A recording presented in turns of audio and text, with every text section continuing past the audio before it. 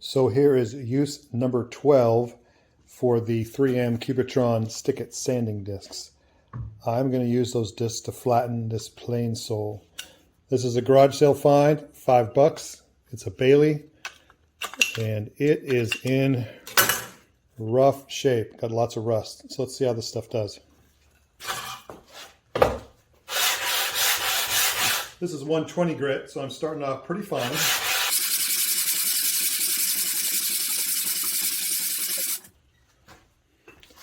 Look at that. Almost done. A little bit more.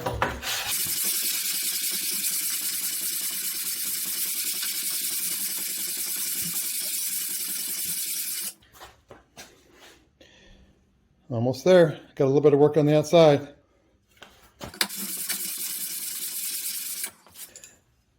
So I think you get the point that that sandpaper is very aggressive and it does a fine job. So I'll have a little bit more work to do on this. But basically this plane will be good to go real soon. So here I am finishing up with 220. I actually went back and started at 80 just to get rid of some of the other high spots, and then I went to 120 and 220. And the plane looks pretty good. I mean, you can see it's pretty flat and it's pretty smooth. I did the sides as well. So that 3M Cubitron 775L Stick-It, those discs really last a long time. They're really super sharp. I actually took the 80 grit and the 120 that I used, and I was able to stick them back on the backing paper because there's still some life in them. So good paper, works for lapping planes. Next, I'm going to go ahead and lap the iron, see how they work, see how that works. So now I'm going to lap the back of this iron. See, it's pretty bad. It's pretty awful. So I'm going to use my mag jig trick, where I take a mag switch 150 and I stick it right close to the tip. And it holds it down to the bench, but also gives me a handle to hold on to. Now watch what happens.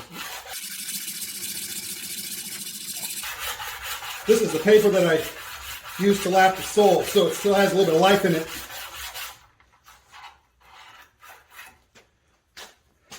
There you go. It's taking that material away nicely. So another thing I can do is I can move this mag switch right where I want it to take off material, like right here on this corner, and watch what happens. And it's getting really hot. It's really odd. You can almost not touch it. It's getting so hot. So see what happened? I took away that corner there. You can see that corner. I took it down. So then I'm going to move it over to this corner. And I can take that corner down.